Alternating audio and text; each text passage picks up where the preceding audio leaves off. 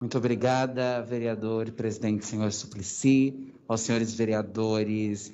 Também espero que tenhamos uma boa legislatura e façamos um mandato nessa cidade em prol dos mais vulneráveis, das mulheres, da criança, da juventude, do povo LGBT.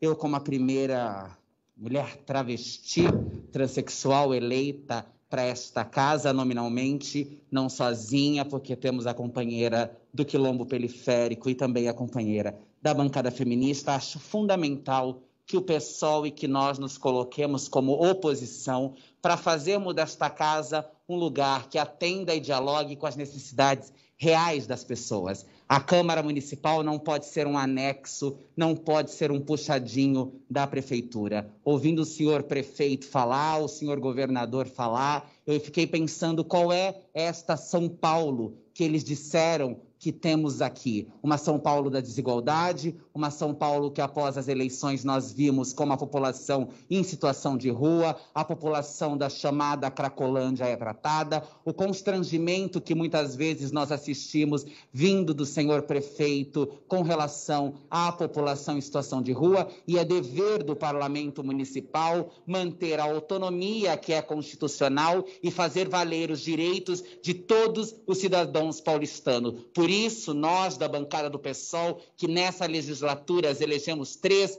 mulheres negras, é importante ressaltar que até então somente 2 mulheres negras haviam ocupado esta casa. Isso exemplifica o racismo estrutural e institucional da nossa sociedade. Ser a primeira mulher trans a ocupar este lugar também exemplifica porque o Brasil é o primeiro país do mundo que mais mata mulheres trans e travesti, porque a população LGBTQIA+, é tratada como menos gente, como menos humana na cidade de São Paulo. Nós precisamos que o Parlamento Municipal esteja unido, fortalecido e trabalhando em prol dos direitos dos mais vulneráveis. Nós não queremos mais uma São Paulo fictícia, nós não queremos mais uma São Paulo de mentiras, nós não queremos mais uma São Paulo que trate a educação, o serviço de saúde, o transporte como se fosse balelas, porque isso está ligado diretamente às maiores necessidades da população.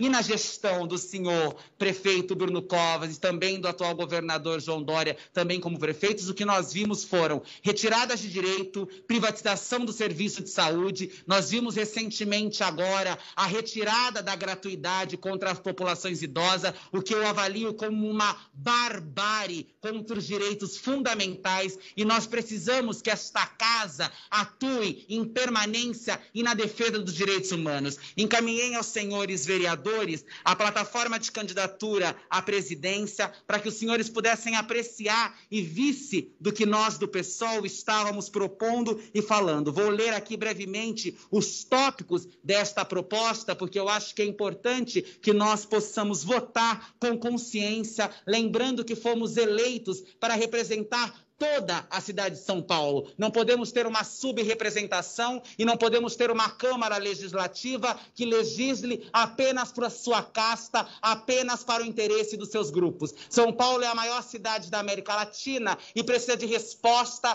precisa de mudança, precisa de transformação. E começamos, por exemplo, aqui na proposta 1, com as respostas emergenciais para a pandemia. É super importante que o Poder Legislativo deva cumprir para salvar vidas e gerar renda para movimentar a economia, combatendo as desigualdades sociais e o aprofundamento nos últimos períodos. Sabemos que 2021 não será um ano fácil, o desemprego, o aumento da população em situação de rua, o vírus, a falta de vacina, de hospitais, de profissionais da saúde, o sucateamento do SUS, tudo isso precisa ser enfrentado com seriedade pelos vereadores desta casa. Também a inversão de prioridade do Poder Legislativo. Nós precisamos inverter as prioridades.